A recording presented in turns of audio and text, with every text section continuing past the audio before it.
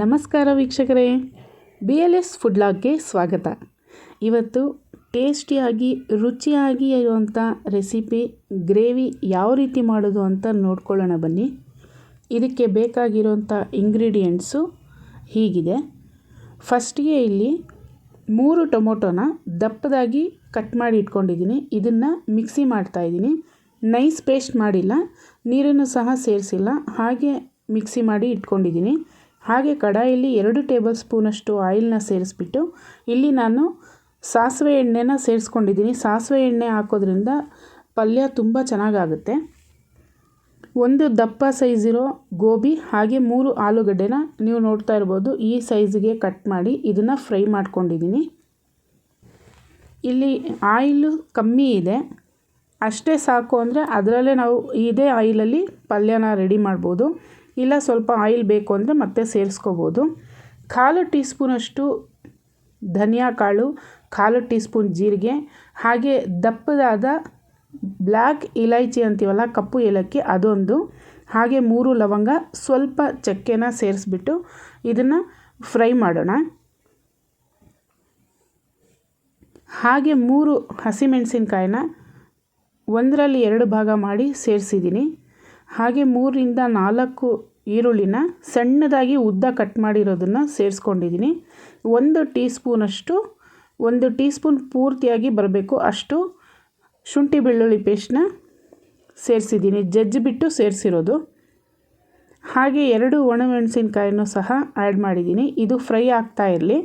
ಒಂದು ಬೌಲಲ್ಲಿ 2 tea spoon ಕಡಲೆ ಹಿಟ್ಟು, ಹಾಗೆ 1.5 teaspoon red chilli powder, 2 teaspoon ಧನಿಯಾ ಪೌಡರ್, ಹಾಗೆ 1 ಟೀ ಸ್ಪೂನ್ ಜೀರಿಗೆ ಪೌಡರ್, ಕಸೂರಿ ಮೇಥಿ ಪೌಡರ್ನ 1 ಟೀ ಸ್ಪೂನಷ್ಟು ಸೇರಿಸಿದ್ದೀನಿ. ಈಗ ಇದಕ್ಕೆ ಸ್ವಲ್ಪ ನೀರನ್ನು ಸೇರಿಸ್ಬಿಟ್ಟು ಇದನ್ನು ಪೇಸ್ಟ್ ರೀತಿ ಕಲಿಸ್ಬೇಕು.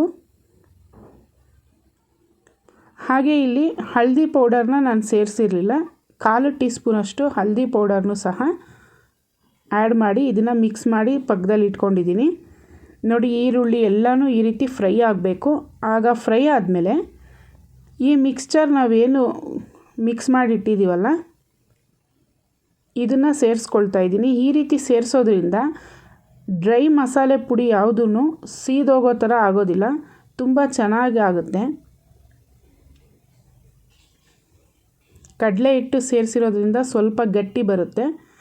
ಆ ಟೈಮಲ್ಲಿ ನಾವು ಟೊಮೊಟೊ ಪ್ಯೂರಿ ರೆಡಿ ಮಾಡಿ ಇಟ್ಕೊಂಡಿದ್ವಲ್ಲ ಇದನ್ನು ಸೇರಿಸ್ಕೊಳ್ತಾ ಇದ್ದೀನಿ.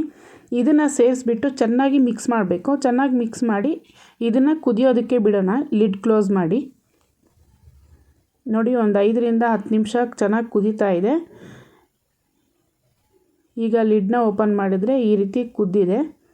ಈ ಟೈಮಲ್ಲಿ ನಾವೇನು ಫ್ರೈ ಮಾಡಿ ಇಟ್ಕೊಂಡಿದ್ವಲ್ಲ ಗೋಬಿ ಹಾಗೆ ಆಲೂನ ಇದನ್ನು ಸೇರಿಸ್ತಾ ಇದ್ದೀನಿ. ಈ ರೀತಿ ಸೇರಿಸೋದ್ರಿಂದ ಗೋಬಿ ಆಲೂದಲ್ಲಿ ತುಂಬ ಚೆನ್ನಾಗಿ ಮಸಾಲೆ ಎಲ್ಲ ಇಳಿಯುತ್ತೆ. ಇಲ್ಲಿ ಹಸಿ ಬಟಾಣಿ ಬೇಕಾದರೂ ನೀವು ತೊಗೋಬೋದು. ನಾನು ಹಸಿ ಬಟಾಣಿ ಇಲ್ಲ ಅಂತೇಳ್ಬಿಟ್ಟು ಒಣ ಬಟಾಣಿನ ರಾತ್ರಿ ಇಡೀ ನೆನೆಸ್ಬಿಟ್ಟು ಇದನ್ನು ಬೇಯಿಸಿ ಇಟ್ಕೊಂಡಿದ್ದೆ. ಇದನ್ನು ಸಹ ಸೇರಿಸ್ತಾ ಇದ್ದೀನಿ. 1/4 ಕಪ್ ಆಗೋಷ್ಟು ಬೇಯಿಸಿರೋ ಬಟಾಣಿನ ಸೇರಿಸಿದ್ದೀನಿ. ಇದನ್ನೆಲ್ಲನೂ ಚೆನ್ನಾಗಿ ಮಿಕ್ಸ್ ಮಾಡಿಬಿಡೋಣ.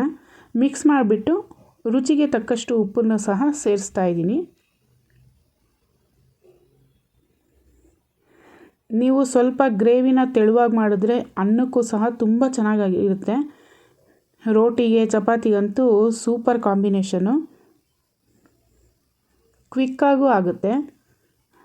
ನಾವೇನು ಟೊಮೊಟೊ ಪ್ಯೂರಿ ಮಾಡಿದ್ವಲ್ಲ ಆ ಮಿಕ್ಸಿ ಜಾರಲ್ಲೇ 1.5 ಕಪ್ನಷ್ಟು ನೀರನ್ನು ಸೇರಿಸ್ಕೊಂಡಿದ್ದೀನಿ.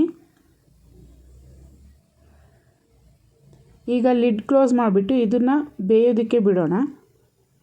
ಆಲೂ ಗೋಬಿ ಎಲ್ಲನೂ ಸಾಫ್ಟ್ ಆಗಬೇಕು. ಕೊನೆಯದಾಗಿ ಕೊತ್ತಂಬರಿ ಸೊಪ್ಪನ್ನು ಸಣ್ಣದಾಗಿ ಹೆಚ್ಚಿಬಿಟ್ಟು ಸೇರಿಸ್ಕೊಳ್ತಾ ಇದ್ದೀನಿ. ಮತ್ತೊಂದು ಸಲ ಮಿಕ್ಸ್ ಮಾಡಿ ಇದನ್ನು ಬೆಂದಿದೆಯಾ ನೋಡ್ಕೊಳ್ಳೋಣ. ಬೆಂದಿಲ್ಲ ಅಂದರೆ ಇನ್ನೂ ಸ್ವಲ್ಪ ಹೊತ್ತು ಇದನ್ನು ಚೆನ್ನಾಗಿ ಬೇಯಿಸಬೇಕಾಗುತ್ತೆ.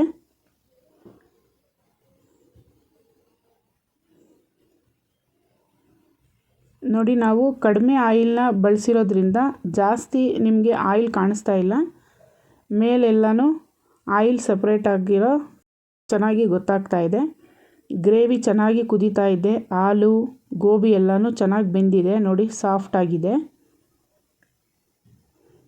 ರುಚಿಯಾಗಿರುವಂಥ ಆಲೂ ಗೋಬಿ ಬಟಾಣಿ ಪಲ್ಯ ಗ್ರೇವಿ ರೆಡಿಯಾಗಿದೆ.